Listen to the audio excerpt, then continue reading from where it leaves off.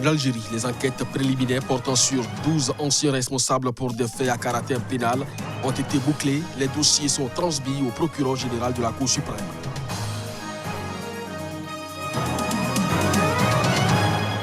L'entreprise Bolloré, assignée en justice en France par 10 ONG syndicats camerounais.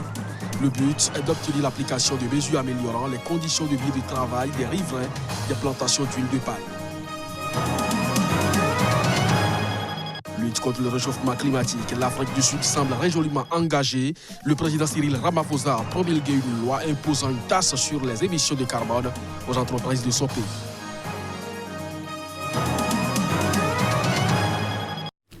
Ainsi se présente le sommaire de cette édition. Mesdames, Messieurs, bonjour et bienvenue. Poursuite judiciaire en Algérie.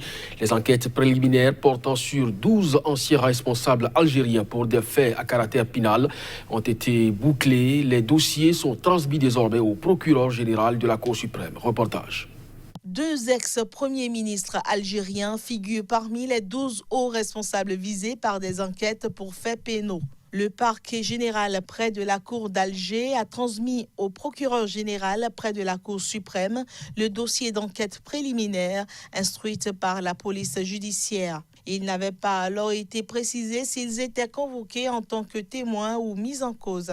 Selon la télévision nationale, ils étaient convoqués dans le cadre des enquêtes visant Ali Haddad, ancien patron des patrons et PDG du numéro 1 privé des travaux publics en Algérie, incarcéré début avril. La Cour suprême est seule habilitée à enquêter et juger des crimes et délits commis par un membre du gouvernement dans l'exercice de ses fonctions. Après la démission du président Abdelaziz Bouteflika le 2 avril, à la suite d'un mouvement de contestation inédit depuis le début des années 2000, la justice a lancé des enquêtes sur des faits de corruption et de transfert illicite de capitaux contre des personnalités liées à l'ancien chef de l'État, resté 20 années à la tête de l'Algérie. Plusieurs richissimes hommes d'affaires, dont la plupart sont soupçonnés d'avoir obtenu des marchés publics grâce à leur lien avec l'entourage de Bouteflika, ont été placés en détention provisoire. Les observateurs craignent que ces arrestations servent à offrir des têtes au mouvement de contestation, tout en procédant à une purge au sein du pouvoir dans le cadre de lutte des clans au sommet.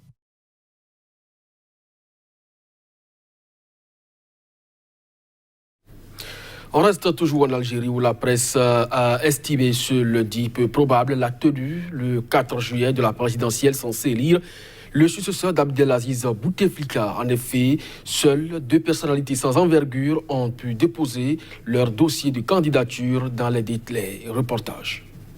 Le Conseil constitutionnel a désormais 10 jours pour étudier les 2 dossiers de candidature déposés avant l'expiration samedi nuit des délais légaux par Abdel Hakim Hamadi et Hamid Touari et dire s'ils répondent aux critères exigés, notamment de nationalité, de résidence, mais aussi de parrainage, 600 élus ou 60 000 électeurs dans plus de la moitié des régions du pays. Vétérinaire et chef d'une entreprise de médicaments vétérinaires, le docteur Abdel Hakim Hamadi, 53 ans, avait déjà déposé un dossier de candidature pour la présidentielle de 2014, retoqué par le Conseil constitutionnel. Ingénieur en mécanique aéronautique, Hamid Touari a travaillé dans une entreprise de commercialisation de médicaments et dans le secteur du bâtiment, avant de gérer désormais une société de production audiovisuelle, selon son compte Facebook.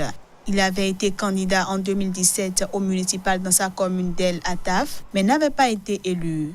Il est peu probable que cette deux-là ait réussi à réunir les parrainages exigés et l'élection du 4 juillet sera sans aucun doute reportée ou annulée, estime ce lundi le quotidien francophone El Watan.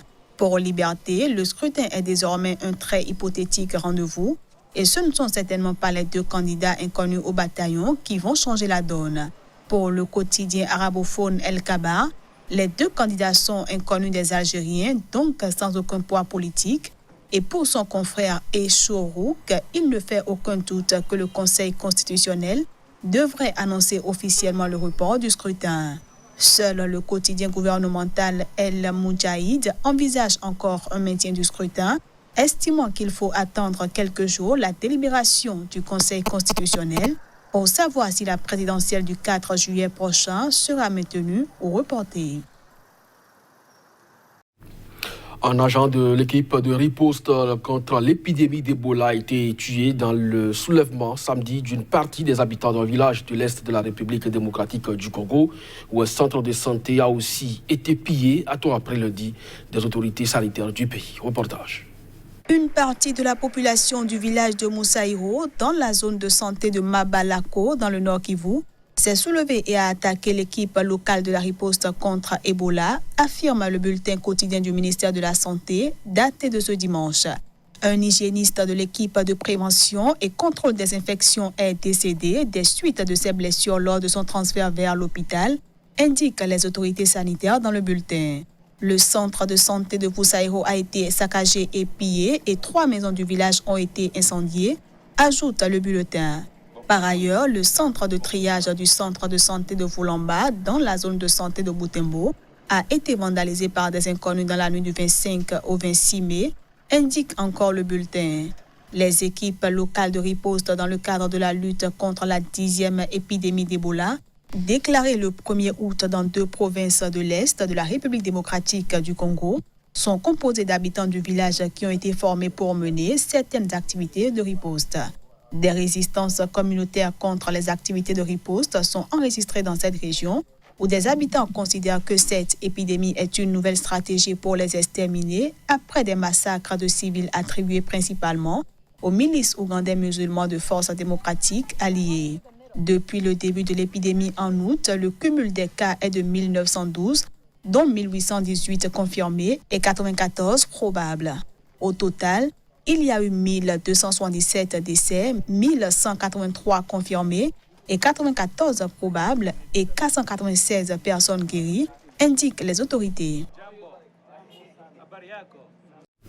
Lutte contre le réchauffement climatique, l'Afrique du Sud semble résolument engagée. Le président Cyril Ramaphosa a promulgué une loi imposant désormais une taxe sur les émissions de carbone aux entreprises de son pays. Reportage. Le plus pollueur des pays du continent africain pose un acte fort, montrant toute sa détermination de combattre le réchauffement climatique. L'Afrique du Sud donne l'exemple en prenant une mesure saluée comme une première étape par les défenseurs de l'environnement. Il s'agit d'une taxe sur les émissions de carbone aux entreprises exerçant sur le territoire sud-africain. Le montant de cette charge, qui entre en vigueur le 1er juin, a été fixé à 120 rands, soit 7,04 € par tonne de dioxyde de carbone. Le ministère sud-africain du Trésor a soutenu que le changement climatique représente l'un des plus grands défis auxquels est confrontée l'espèce humaine et l'objectif premier de la taxe carbone est de réduire les émissions de gaz à effet de serre d'une façon viable. Le Fonds mondial pour la nature a loué Cyril Ramaphosa pour avoir promulgué cette loi qui n'a fait que trop attendre. Pour Greenpeace, la taxe lance un signal aux entreprises polluantes, mais l'ONG a regretté que son montant ne soit pas à ses yeux suffisant pour les convaincre de réduire leurs émissions de dioxyde de carbone. Greenpeace s'inquiète du fait que la taxe carbone ne soit pas fixée à un niveau suffisant pour inciter efficacement les entreprises à délaisser les énergies fossiles.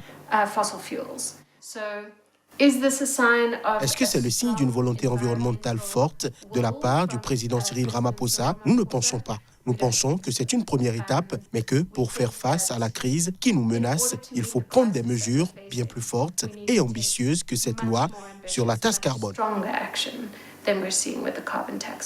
Jusqu'en 2022, la taxe doit être réévaluée chaque année du montant de l'inflation valorisé de 2 points, puis à partir de 2023, réévaluée seulement du montant de l'inflation. L'Afrique du Sud, première puissance industrielle du continent, est extrêmement dépendante du charbon pour sa production d'électricité. Elle figure au 14e rang des pays pollueurs de la planète, selon Greenpeace.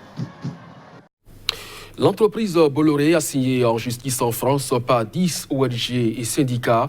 Le but est d'obtenir l'application de mesures améliorant les conditions de vie et de travail des riverains de plantations d'huile de palme au Cameroun. Le tribunal de grande instance de Nanterre, en région parisienne, a été saisi par l'ONG Serpa ainsi que 9 autres associations et syndicats français, camerounais, belges et suisses pour demander la mise en œuvre d'un plan d'action conclu en 2013. En effet, ce dossier remonte à 2010. À l'époque, un organe de l'OCDE appelé Point de contact national avait constaté des manquements aux principes directeurs de Bolloré à destination des multinationales. L'impact ravageur de l'exploitation de l'huile de palme sur la santé, la pollution, la déforestation ou les droits des travailleurs est régulièrement dénoncé.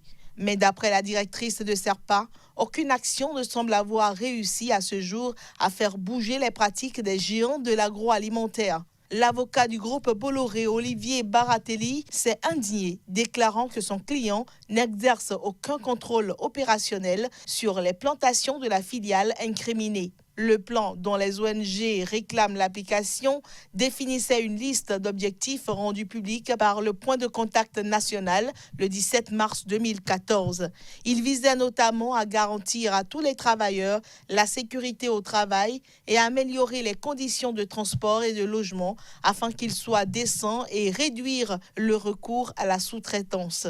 Le plan prônait le règlement amiable des conflits avec les riverains après des violences de la part de personnes en charge de la sécurité des plantations, ainsi que l'apaisement des conflits fonciers avec notamment un système d'indemnisation individuelle juste et équitable. Il s'agissait aussi de prévenir tous les types de nuisances existants, dont la gestion des déchets, les bruits, la qualité de l'air et de l'eau, et d'accompagner les autorités sanitaires locales dans leurs actions de dépistage des maladies liées aux atteintes environnementales.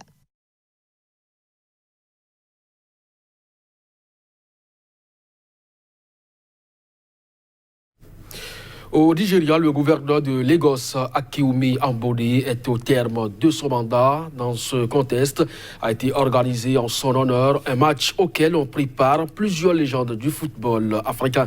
Le point avec Abdoulaye Issa, notre correspondant au Nigeria. Le stade Agege de Lagos était très animé le week-end passé, alors que les légendes du football africain et nigérian ont rendu hommage au gouverneur sortant de l'État de Lagos, Akinwumi Ambode. Pratiquement toutes les plus grandes stars africaines et nigérianes ont répondu présentes à ce grand rendez-vous. Le match palpitant qui a été suivi par une foule au stade de Agege. Parmi les joueurs de l'équipe légendaire nigériane entraînée par l'entraîneur olympique Bonferejo, on peut citer Djidji Okocha, Wanko Kanu, Samson Siasia, Daniel Amokachi, Augustin Ogwavon, Muchiwa Adepoju, Emmanuel Amunike, Taribo West, Uche Okechukwu, Garba Lawal, Peter Rufai et Keshoromu. Parmi les autres figurent Finidi George, Victor Ikpeba, Obafemi Martins, Tijani Babangida. L'équipe de légende africaine entraînée par l'ancien entraîneur des moins de 17 ans Golden Eagles, Fanny Amou, Yahvé Aladji Diouf, Diomansi Kamara, Titi Kamara, Christian Karambe, Stéphane Apia, Didier Zokora, Lomadan Loua, Khalilou Fadiga et Seydou Keita. Wanko Kanu a ouvert le score en première mi-temps avant que Titi Kamara ne dresse le niveau des légendes africaines en l'espace de 2 minutes. On se revoit pro, même si c'est une évidence qu'on a déjà à la retraite, mais il faut faire plaisir à ces gens qui sont venus et bien sûr ceux qui ont organisé ce match, cet événement. Cette initiative est incroyable parce que même moi, je les ai vus jouer aussi à la télé et cette fois-ci je joue avec eux, contre eux et pour moi c'est une grande fierté de revenir en Afrique. Plus tôt, il y avait un match de nouveauté entre une équipe de moins de 15 ans de Lagos et son homologue de l'État de Kebbi. Les visiteurs ont perdu sous un score de 5-0. Le gouverneur Ambode a également été intronisé au temple de la renommée par l'association des supporters nigérians NSC pour son soutien indéfectible au développement du sport, en particulier du football au Nigeria. Voilà qui referme cette édition. Merci à vous de nous avoir suivis. Très bonne journée en compagnie des programmes de SICA. Très bientôt.